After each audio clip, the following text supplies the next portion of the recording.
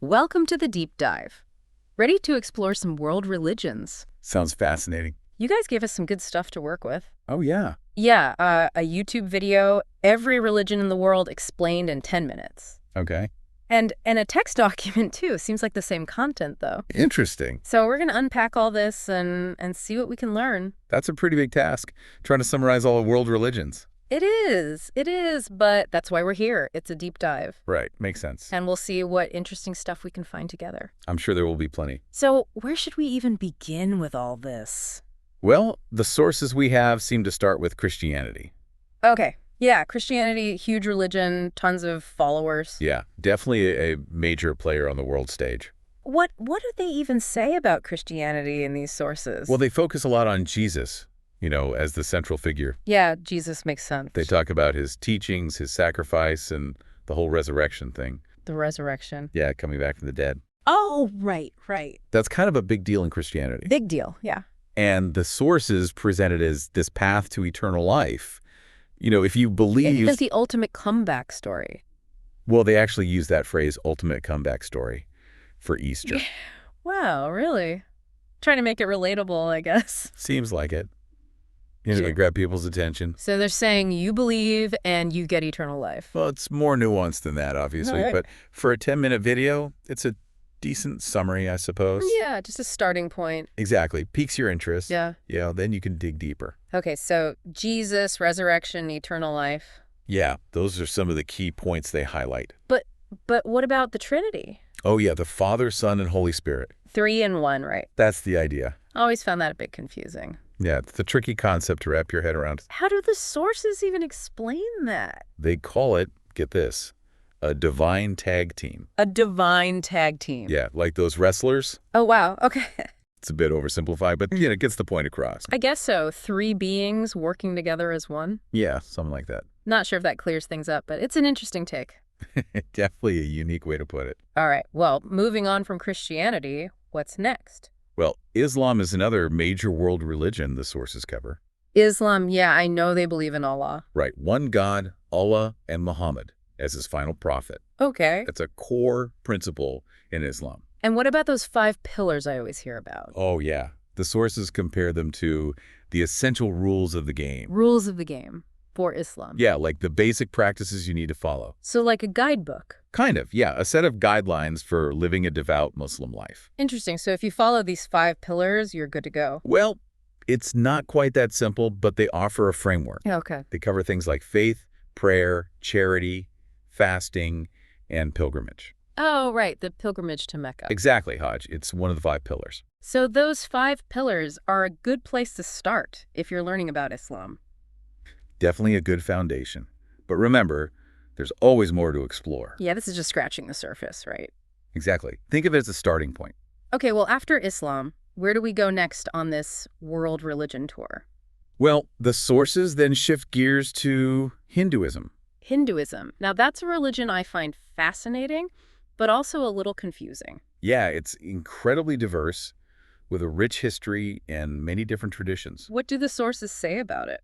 They call it a buffet of religions. A buffet of religions? What does that even mean? Basically, there's no one founder or single set of beliefs. Oh, interesting. It's more like a collection of different paths and practices. So you can pick and choose what you believe. Well, it's not quite that simple, but there's definitely a lot of variety. Wow, that's pretty different from Christianity and Islam. Yeah, it's a very different approach to religion. Okay, so no single founder and lots of different beliefs. Right, but there are some common threads.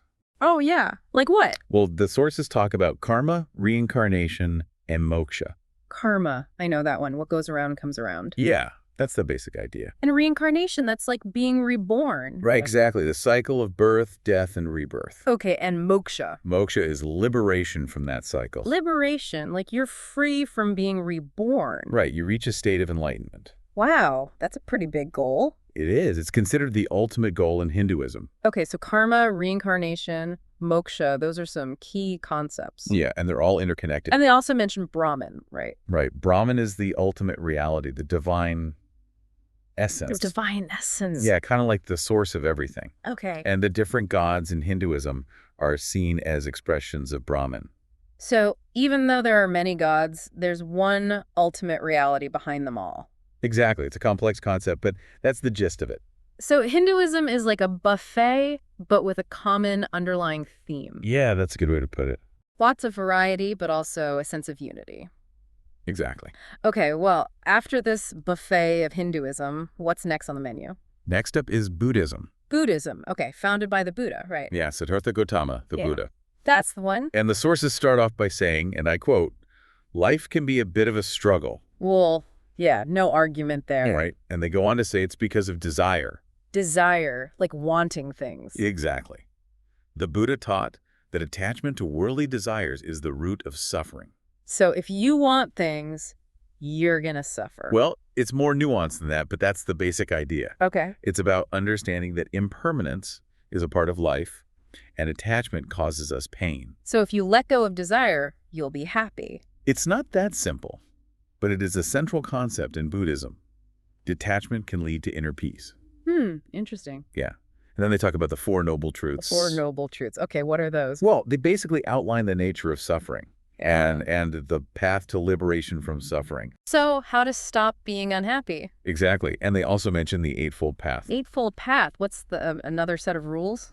Sort of. It's more like a set of guidelines for achieving enlightenment. Enlightenment, that sounds pretty intense. It's state of awakening, freedom from suffering. Wow. And they also mention different branches of Buddhism. Different branches. I thought Buddhism was just Buddhism. Well, like most religions, it's evolved over time. That makes sense. You got Theravada, Mahayana, Vajrayana, Wow, lots of different flavors of Buddhism. each with their own unique emphasis and practices. Okay, so even within Buddhism, there's diversity. Absolutely. So we've covered Christianity, Islam, Hinduism, Buddhism. Yeah. What's next?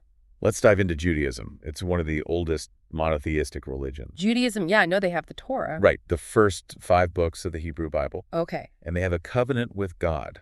Covenant, like an agreement. Exactly, between God and Abraham. What kind of agreement? Well, God promised to protect and bless Abraham and his descendants. And in return. They had to follow God's commandments. So it's a two-way street. Absolutely. Right. And the sources really emphasize the importance of following these commandments. It sounds pretty serious. It is. It's about living a righteous life.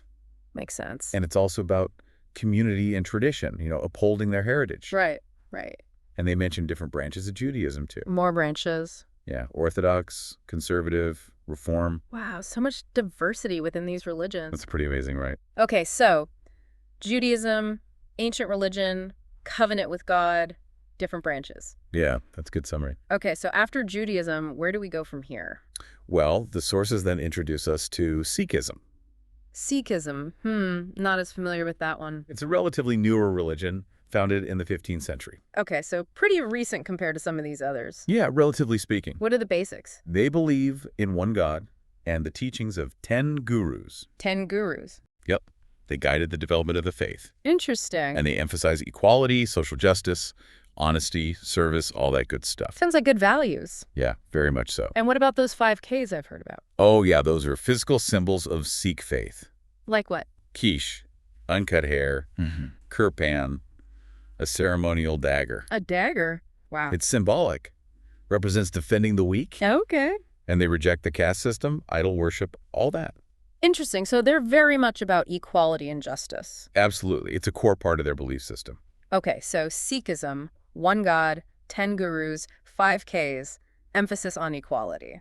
Yeah, that's a good overview. All right, moving right along. What's next on our whirlwind tour? Well, next we have Taoism. Taoism or Daoism, right? Yeah, either one works. I've heard of it, but honestly don't know much about it. Well, it's all about harmony, going with the flow, Harmony with what? with the Tao, the natural way of the universe. So like being in tune with nature. Exactly. Embracing simplicity, humility, all that. Sounds pretty chill. It is. It's a very peaceful philosophy. And yin and yang, that's part of Taoism, right? Yeah, balance between opposites. Light and dark, good and bad, all that. Exactly. Finding that equilibrium. So it's about balance, harmony, going with the flow. That's the essence of Taoism. Okay, well, after flowing with the Tao, what's next? Well, they shift gears to Confucianism. Confucianism, okay, that's Chinese too, right? Yep, ancient China. But isn't it more of a philosophy than a religion? That's what the sources say. They call it a philosophical guide. Right. It's about moral values, social harmony, Like a code of conduct? Kind of, yeah. Principles to live by. Okay. Things like humanity, righteousness, propriety. Big words. They're basically about being a good person and contributing to society. And so less about gods and more about ethics? Exactly. It's about creating a just and harmonious society. Interesting. And family is super important in Confucianism, too. Yeah. Yep. Filial piety, respect for elders, all that. So good morals and strong family ties. That's Confucianism in a nutshell. Okay, well, after Confucianism, where do we head next? To Japan, for Shinto. Shinto, that's the one with all the nature spirits, right? Yep. Kami, they inhabit nature and ancestors. So it's like everything is sacred. Kind of. There's a deep reverence for nature. Okay. And no official founder or sacred text. Really? That's different. Yeah, it's more about traditions and practices. Like what? Purity, harmony, respect for nature, all that. So kind of like Taoism in a way. There are some similarities, yeah. Okay, so Shinto, nature spirits, purity, harmony, very Japanese. Definitely. All right, after Japan, where does our world religion tour take us?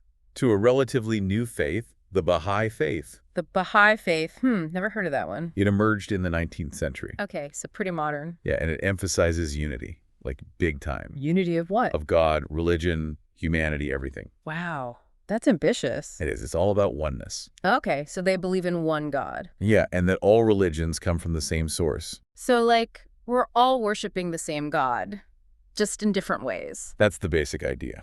Interesting. And they're big on world peace, gender equality, all that. Seems pretty progressive. It is. They're all about creating a better world. Okay, so Baha'i faith, unity, peace, equality, modern and forward thinking. Exactly. Okay, and after the Baha'i faith, where do we land? Let's explore Jainism. It's a unique religion. Jainism. Okay, what makes it so unique? They're all about nonviolence, like to the extreme. Nonviolence. Yeah. They call it ahimsa, and it applies to all living beings. All living beings. Yep, even tiny insects. Wow, so they're vegetarians, I'm guessing? Most are, yeah. And what else do they believe? They also believe in karma and the cycle of rebirth. Okay, so similar to Hinduism in that respect. Yeah, there's some overlaps. Interesting. They have some unique practices, too. Oh, yeah. Like what? They carefully check their food for insects before eating. Really? To avoid accidentally harming them. Exactly. They're that committed to nonviolence. Wow, that's impressive. It's a pretty intense way of life. Okay, well, after exploring the peaceful world of Jainism, what's next? Last but not least, we have Zoroastrianism. Zoroastrianism. Okay, that's an ancient one, right? Yep, ancient Persia. What's the deal with Zoroastrianism? Well, they believe in a cosmic battle between good and evil. Good versus evil, classic struggle. Right. And it's a constant battle. Okay. They have a prophet, Zoroaster. Zoroaster. He received revelations from God About what? about truth, righteousness, and the importance of choosing good over evil. So it's about making the right choices. Exactly. And they have this sacred fire. Sacred fire, what's that about? It represents the divine light, the force of good. Interesting. It's about keeping the flame of truth alive. Okay, so Zoroastrianism, cosmic battle, good versus evil, sacred fire. Yeah, that's the gist of it. Wow, we've covered a lot of ground. Christianity, Islam, Hinduism, Buddhism, Judaism, Sikhism, Taoism, Confucianism, Shinto, Bahai, Jainism, and Zoroastrianism. That's a whirlwind tour of world religions. It's incredible how diverse human beliefs and practices are. It really is. Each religion offers a unique perspective on the world and our place in it. Absolutely. We'll explore some of these fascinating details and implications in the next part of our deep dive. Sounds good. I'm ready for more. You know, it's amazing how all these religions we're talking about, Yeah. they come from all over the world, different times, Right, right. but they're all asking the same big questions. It's true. Life, death, the universe. Exactly. Like, what's it all about? What happens after we die? Yeah, the afterlife. That's a big one. Huge. And each religion has its own take on it. Like what are some examples? Well, you've got Christianity and Islam, heaven and hell, right. and Hinduism and Buddhism with their cycles of rebirth. Oh, yeah, reincarnation, trying to break free from that cycle. Exactly. And even Confucianism, which isn't so focused on the supernatural. Yeah, Confucianism's more about ethics, right? Right. But they still talk about leaving a virtuous legacy. So even they're thinking about what happens after we're gone. It seems like it's a universal human concern. I guess so. Makes you wonder why we're so obsessed with it. I know, right? Is it about finding comfort? Making sense of our limited time? Maybe it's both. Could be the afterlife. as comfort, but also motivation to be good. Interesting. So it shapes how we live now.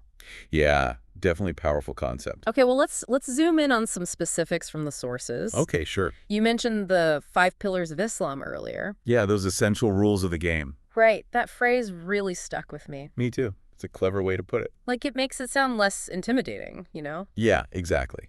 It's not about restrictions, but guidelines. For a good life. Yeah, a meaningful life from an Islamic perspective. So it's about more than just following rules. Right. It's about connecting with God, cultivating good qualities. Like what? Compassion, generosity, self-discipline. All those things that make you a better person. Yeah, and help you build a stronger community. It's interesting how often that comes up, the personal and the social. Yeah, intertwined. Now, one thing that really blew my mind, What's that? that description of Hinduism as a buffet of religions. Oh, yeah, that one.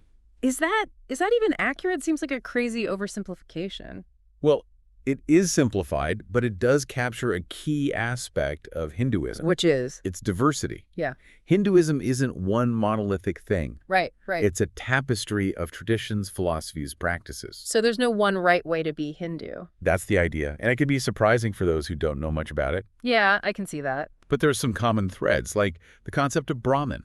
Right, the ultimate reality, the source of everything. Exactly, and the idea of karma and reincarnation. Shaping our destiny and the goal of escaping that cycle, moksha. Yep, those are pretty central to most Hindu traditions. Okay, so lots of variety, but a shared foundation. Exactly. Okay, switching gears completely now. Okay, where are we headed? Buddhism and that whole idea that desire is the root of suffering. Oh yeah, that's a big one. What do you make of that?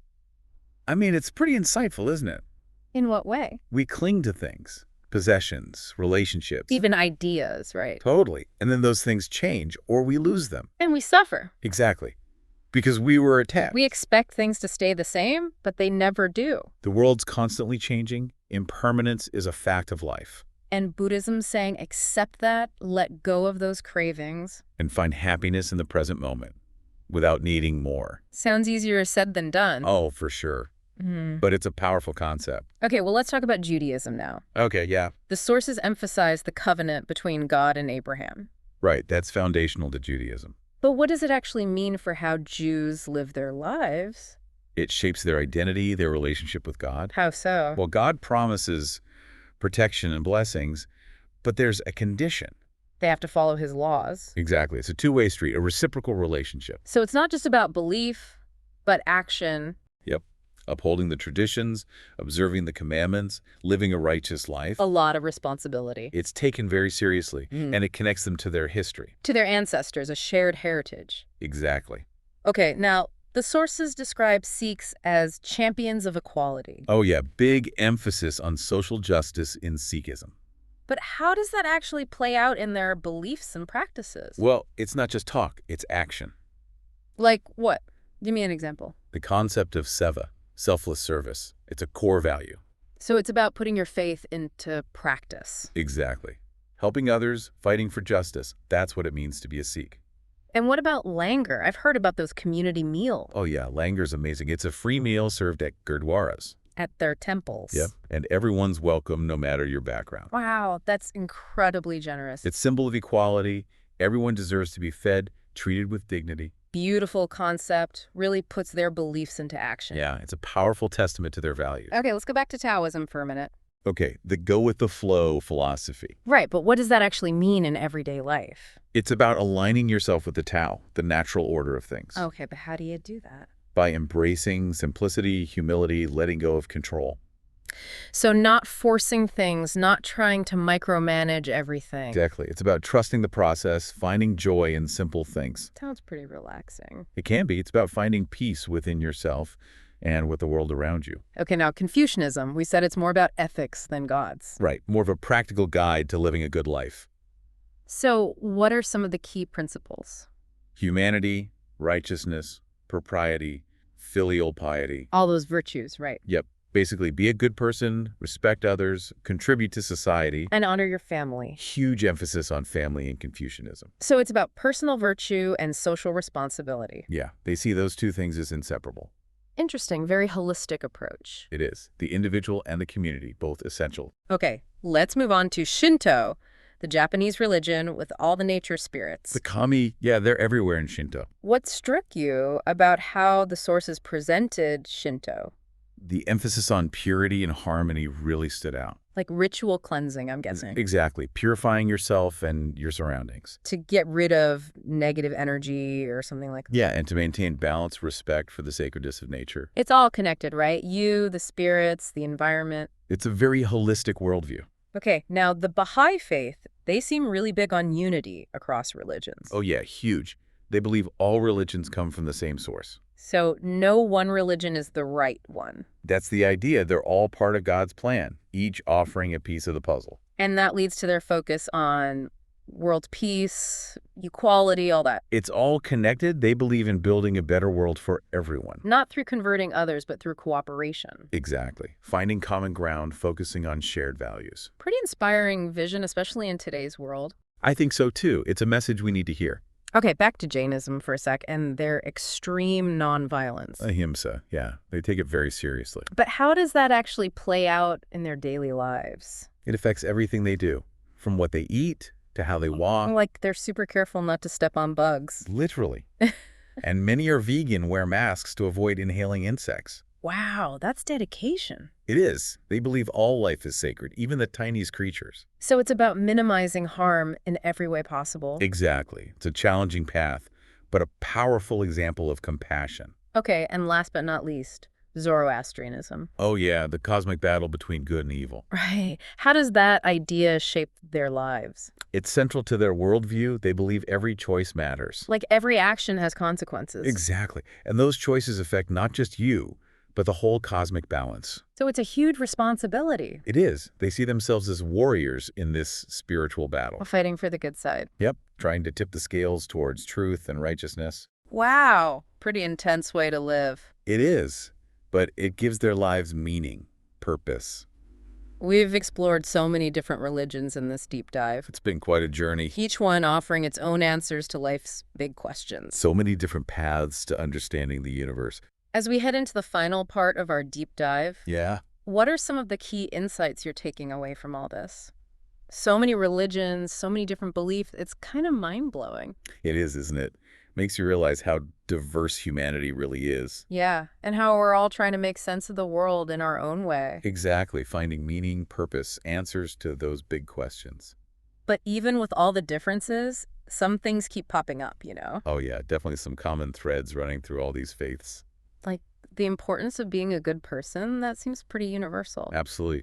Almost every religion has some version of the golden rule. Right.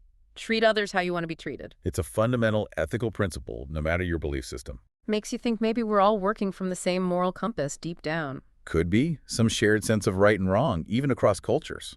And what about that desire to connect with something bigger than ourselves? Oh yeah, that's huge.